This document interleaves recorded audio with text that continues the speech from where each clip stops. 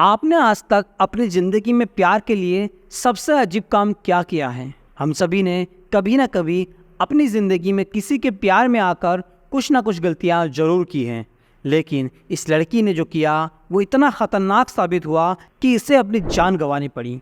आखिर किस तरह से एक खूबसूरत लव स्टोरी एक खौफनाक मर्डर स्टोरी में कैसे बदल गई, जानते हैं इस वीडियो में।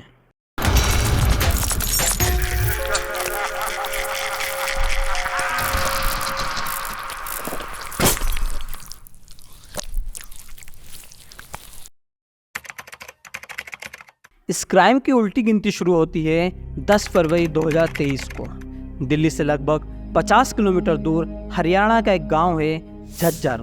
इस गांव में एक परिवार रहता है जिसकी 2 बेटियां हैं। दोनों बेटियां पढ़ाई के लिए दिल्ली में रहती है और वो दोनों ही अपने घर पर अपनी माँ से रोजाना बात किया करती थी। एक दिन अचानक बड़ी बेटी निक्की का कॉल नहीं आता है तो परिवार वालों को लगता है कि बेटी बिजी होगी पढ़ाई में, तो उस दिन रुककर अगले दिन वो खुद कॉल करते हैं, लेकिन निक्की का नंबर स्विच ऑफ आता है। परिवार वाले अपनी छोटी बेटी को कॉल करते हैं और छोटी बेटी उन्हें बताती है कि उनकी बड़ी बेटी निक्की अपने दोस्तों के साथ घूमने गई हुई है। दोनों ही बेटियां पढ़ाई में अच्छी थी और परिवार वालों से ज़्यादातर सारी बातें शेयर किया करती थी, तो माँ बाप के लिए ये बात थोड़ी अटपटी थी कि बेटी बिना पूछे हमें बिना बताए घूमने चली गई है। माँ बाप अपनी बड़ी बेटी का नंबर फिर से ट्राई करते हैं। वो अपनी छोटी बेटी से कहते हैं कि तुम्हारी बहन का फ़ोन लग नहीं रहा है, कुछ पता करो या फिर उसके दोस्तों का नंबर दो। तो फिर छोटी बेटी अपनी बहन के दोस्तों को कॉल करती है तो उसे पता चलता है कि वो अपनी फीमेल फ्रेंड्स के साथ नहीं बल्कि एक मेल फ्रेंड्स के साथ घूमने गई हुई है जिसका नाम है साहिल गहलोत। अब छोटी बेटी अपनी बड़ी दीदी से बात करने के लिए साहिल को कॉल करती है। साहिल फोन उठाता है और उसे बताता है कि अभी उसकी शादी चल रही है, वो अपने फंक्शन में बिजी है, इसीलिए वो निक्की के साथ घूमने नहीं जा पाया और निक्की का घूमने का प्लान कैंसिल करने का कोई मन नहीं था, तो वो अकेले ही घूमने चली गई है। ये सुनने के बाद छोटी बेटी अपने माँ बाप को सारी बात बताती है। निक्की के पिता अपनी छोटी बेटी से साहिल का नंबर मांगते हैं और उससे खुद बात करते हैं। साहिल उन्हें बताता है कि अंकल मेरी शादी है, मैं उसमें बिजी हूँ, हम लोगों का घूमने का प्लान जरूर था लेकिन मैं अपने फंक्शन में बिजी हूँ, इसीलिए निक्की के साथ घूमने नहीं जा पाया, इसीलिए निक्की अकेले ही निकल गई है। लेकिन हाँ, उसका फ़ोन मेरे पास रह गया है, आप चाहे तो उसका फ़ोन मेरे पास से ले जा सकते हैं। पिता को ये कहानी समझ नहीं आती है। एक तो लड़की बिना पूछे घूमने गई है, दूसरा वो अपना फ़ोन भी एक लड़के के पास छोड़ गई है। इसी बीच निक्की के दोस्त साहिल की शादी हो जाती है और वो अपनी नई जिंदगी में और रस्मों में बिजी हो जाता है। लेकिन अब 3-4 दिन हो गए थे और निक्की घूमकर घर नहीं लौटी थी, तो निक्की के पिता अपने दिल्ली पुलिस में एक जानकार से मदद मांगते हैं और उन्हें बताते हैं कि उनकी बेटी 3 दिन से गायब है और वो निक्की का फ़ोन ट्रेस करवाते हैं। निक्की के फ़ोन की लोकेशन आती है मित्राओं गांव के एक ढाबे की। पिता के लिए जानकारी बहुत ही अजीब थी क्योंकि अब तक सभी दोस्तों से ये पता चल रहा था कि निक्की मसूरी गई हुई है। अब पुलिस पहुंचती है उस ढाबे पर जिसका नाम था खाओ पियो ढाबा और वो ढाबा बंद था। बंद ढाबे में एक गुमशुदा लड़की की मोबाइल की लोकेशन आना पुलिस को ये काफी अटपटा लग रहा था। अब जरूरी हो गया था कि ढाबे के अंदर जाया जाए, इसीलिए पुलिस ढाबे के अंदर जाती है। वो चारों तरफ देखती है, छानबीन करती है, लेकिन उन्हें कुछ भी नहीं मिलता है। लेकिन तभी पुलिस वाले ढाबे से बाहर निकल ही रहे होते हैं कि एक पुलिस वाले की नजर पड़ती है फ्रिज पे। फ्रिज दीवार की तरफ उल्टा रखा हुआ था। फ्रिज को चारों तरफ से रस्सियों में कसा गया था और सबसे बड़ी बात, बंद ढाबे में फ्रिज चालू था। पुलिस वाले फ्रिज को खोलते हैं और खोलते ही उन्हें मिलती है निक्की की लाश। जी हाँ, निक्की की डेड बॉडी फ्रिज के अंदर रखी हुई थी। पुलिस वाले ढाबे से तुरंत साहिल के घर जाते हैं क्योंकि उस बंद ढाबे का मालिक कोई और नहीं बल्कि साहिल ही था। साहिल अपने घर पर नहीं था, लेकिन पुलिस साहिल का पता लगा ही लेती है। ये दिन था 14 फरवरी 2023 का, यानी कि वैलेंटाइंस डे का।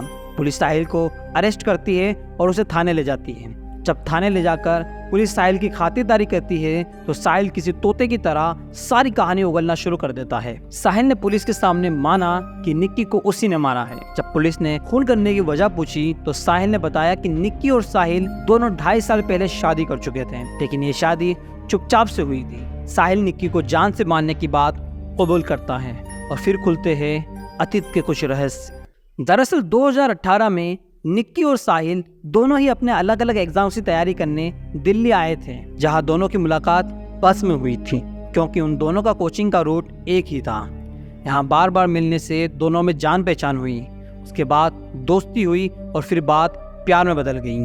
अब यहाँ तक की स्टोरी तो आज के ज़माने में समझ में आती है, लेकिन इसके बाद दोनों ने कुछ ऐसा किया जो शायद नहीं करना चाहिए था। 1 अक्टूबर 2020 में दोनों ने शादी कर ली, बिना अपने घर वालों को बताए और ना ही अपने किसी फ्रेंड्स को बताए। और ये शादी की खबर निक्की के कत्ल तक निक्की के घर में किसी को नहीं पता थी। हमारी सोसाइटी में शादी एक सोशल फंक्शन की वजह से है और इसके हमें काफ़ी फायदे होते हैं, लेकिन इसे सिगरेट रखने का जो नुकसान होता है उसका एग्जाम्पल आपके सामने है। निक्की और साहिल दोनों ने शादी करने के बाद भी अपने घर वालों को ये बात टाइम पर नहीं बताई थी। इसके बाद निक्की ने अपनी पढ़ाई कंटिन्यू रखी और साहिल अपने घर वापस लौट गया। और अब साहिल के घर वालों ने साहिल की शादी के लिए रिश्ते ढूंढना शुरू कर दिए, लेकिन साहिल किसी और से शादी कैसे कर सकता था, क्योंकि उसकी शादी तो पहले ही हो चुकी थी। अब किसी तरह हिम्मत करके साहिल ने अपने घर वालों को बताया कि वो निक्की से शादी कर चुका है। जब साहिल के घर वालों को निक्की की कास्ट पता चली तो उन्होंने निक्की को एक्सेप्ट करने से मना कर दिया।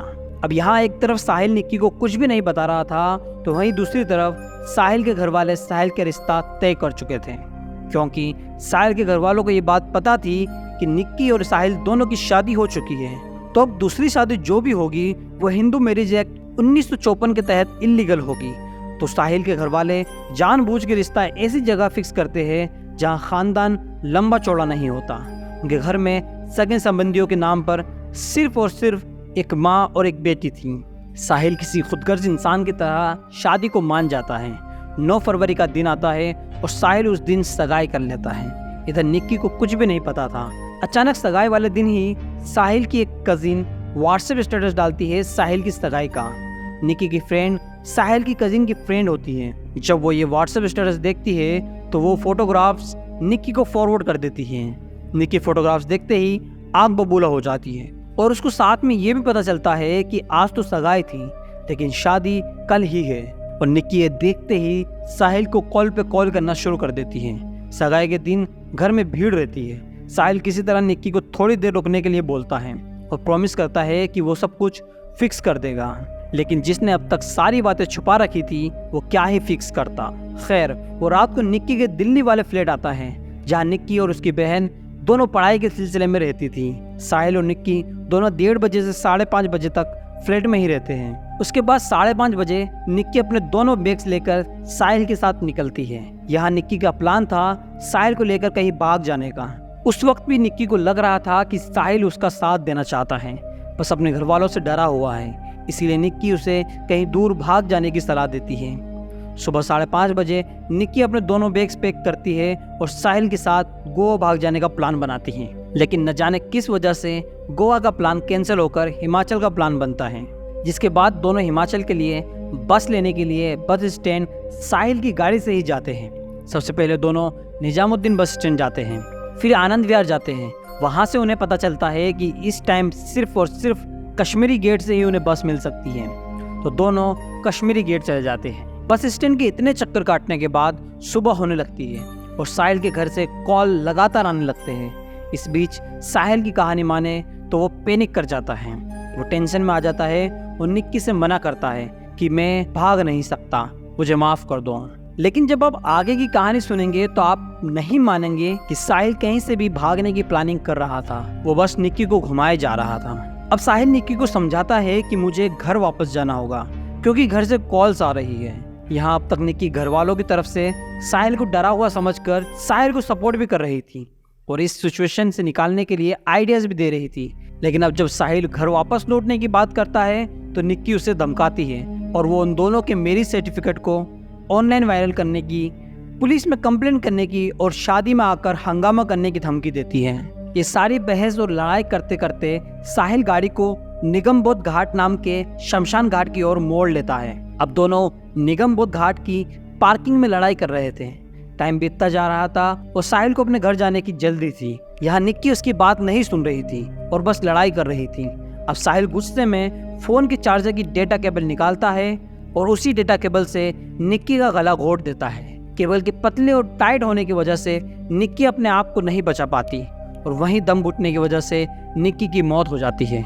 जी हाँ, निक्की की उसी वक्त सांसें थम जाती है और वो वहीं पर दम तोड़ देती है। अब साहिल निक्की की लाश को सीट बेल्ट से बांधकर गाड़ी चलाना शुरू करता है और जिस वक्त दिन के तड़के में सारा काम हो रहा था, कोई भी गाड़ी के अंदर क्या हो रहा है नहीं देख पाता, क्योंकि गाड़ी के शीशों पर फिल्म लगी हुई थी जो एक्चुअली दिल्ली में इल्लीगल है। और यहाँ साहिल बिल्कुल बेखौफ होकर निक्की की लाश को सीट बेल्ट से बांधता है और उस पार्किंग से निकलकर लगभग 40 किलोमीटर दूर अपने ढाबे पहुंचता है। ढाबे पर पहुंचने के बाद साहिल गाड़ी को पार्क करता है और निक्की की लाश को गाड़ी की डिक्की के अंदर डाल देता है। जिसके बाद साहिल के कजिन्स और 2 दोस्त ढाबे पर आते हैं। साहिल के लिए नए कपड़े लाते हैं। साहिल अपने कपड़े चेंज करता है और वो लोग निक्की की लाश को फ्रीज के अंदर डालकर वहां से निकल जाते हैं। यहाँ साहिल के दोस्त उसे समझाने, उसे डराने की जगह उसकी मदद करते हैं। वो लोग उसे ये नहीं बताते कि तूने गलत काम किया है, बल्कि उसकी मदद करते हैं और लाश को ठिकाने लगाते हैं। घर जाकर साहिल अपनी शादी की तैयारी में लग जाता है और रात को दूल्हा बनकर बारात लेकर दूसरी लड़की से शादी करने पहुंच जाता है। तो यहाँ 10 फरवरी 2023 साहिल की जिंदगी का बहुत ही अहम दिन था, क्योंकि वो सुबह पहले अपनी पहली पत्नी का मर्डर करता है और रात को दूसरी शादी करता है। अब 11, 12 और 13 तारीख तक साहिल निक्की की बहन और पापा से लगातार बात कर रहा था और कह रहा था कि मेरी शादी है, मैं बिजी हूँ, निक्की घूमने गई है, 2-3 दिन में घर लौट आएगी। लेकिन निक्की के पिता को दाल में काला लग चुका था और पुलिस में एक जानकार से मदद भी मांग चुके थे और बार बार साहिल को और साहिल के पापा को कॉल भी कर रहे थे। 3 दिन बाद जब निक्की के पापा साहिल के पापा को कॉल करे जा रहे थे तो फ्रस्ट्रेशन में आकर उनके मुंह से ये निकल जाता है कि आप ये मान लीजिए कि मेरे लड़के ने आपकी लड़की को मार डाला है। तो यहाँ पर निक्की के पापा को सबसे पहले साहिल के पापा से ही पता चलता है कि उनकी निक्की शायद इस दुनिया में नहीं है। और फिर सुबह अगले दिन निक्की के मोबाइल के ट्रेस होने की वजह से निक्की की लाश भी मिल जाती है और साहिल भी अरेस्ट हो जाता है। और इस स्टोरी के बाद और भी राजों से पर्दा हटता है, जैसे कि 9 फरवरी को निक्की को साहिल की सगाई वाले दिन पता चला कि वो कहीं और शादी करने के चक्कर में है। उसी दिन साहिल अपनी फैमिली के साथ ये सारी बातें डिस्कस करता है और यहाँ फैमिली निक्की से छुटकारा पाने के लिए कुछ आइडियाज ढूंढते हैं। तभी साहिल के पिता उसे निक्की का कत्ल करने की सलाह देते हैं। इसका मतलब ये था कि जब साहिल निक्की के घर आया था तो वो बिल्कुल प्लानिंग से ही आया था कि वो निक्की को मार देगा। लेकिन शायद निक्की की बातों ने साहिल को थोड़ी देर के लिए इमोशनल कर दिया था, इसीलिए मारने में थोड़ी देरी हो गई। पहले साहिल का प्लान था कि वो चलती गाड़ी से किसी व्हीकल के सामने निक्की को धक्का देगा और एक एक्सीडेंटल डेथ का सीन बनाएगा। लेकिन शायद जब दोनों गाड़ी से हिमाचल जाने के लिए निकले थे तो ना इतना ट्रैफिक था और निक्की पे शायद अटेंटिव लग रही होगी, इसीलिए वो उसे धक्का नहीं दे पाया। जिसके बाद बात करते करते धीरे धीरे वो गाड़ी निगम बोध घाट की ओर ले जाता है। सोचने वाली बात यह है कि जिसका प्लान शहर से ही भागने का हो, जो 3 बस स्टैंड के चक्कर लगा चुका हो, वो शहर की शमशान घाट की पार्किंग में क्यों जाएगा। और इससे भी ज्यादा सोचने वाली बात यह है कि जिस वक्त गाड़ी शमशान घाट की पार्किंग की तरफ जा रही थी उस वक्त निक्की ने विरोध क्यों नहीं किया, और अगर उसने किया तो क्या कहकर साहिल ने उसका दिमाग शांत किया होगा कि हम गाड़ी में शमशान घाट की पार्किंग में बैठकर अपनी लड़ाई समझेंगे। आगे साहिल का ये प्लान था कि वो अपने हनीमून पर जाएगा, निक्की की लाश को एक बैग में भरकर कहीं हिल स्टेशन पर जाकर उसकी लाश को खाई में फेंक देगा। लेकिन इससे पहले कि वो ये सब कर पाता, पुलिस को लाश ढाबे पर ही मिल जाती है। वैसे अभी इस कहानी के बहुत से पत्ते खुलना बाकी है। इतने दुख के और घूमे हुए क्राइम केसेस हमें ये सिखा कर जाते हैं कि कुछ चीजें सोसाइटी में किसी वजह से है, जैसे कि शादी का सोशल होना, घर वालों के टच में रहना। अगर निक्की भी श्रद्धा वालकर की तरह अपने घर वालों के टच में नहीं होती तो आज साहिल हनीमून पर होता और निक्की की लाश किसी खाई में। तो दोस्तों, यह थी आज की क्राइम स्टोरी। जल्दी मिलते हैं नई स्टोरी के साथ। अपना और अपने घर वालों का बहुत ख्याल रखें, सतर्क रहे। जय हिंद।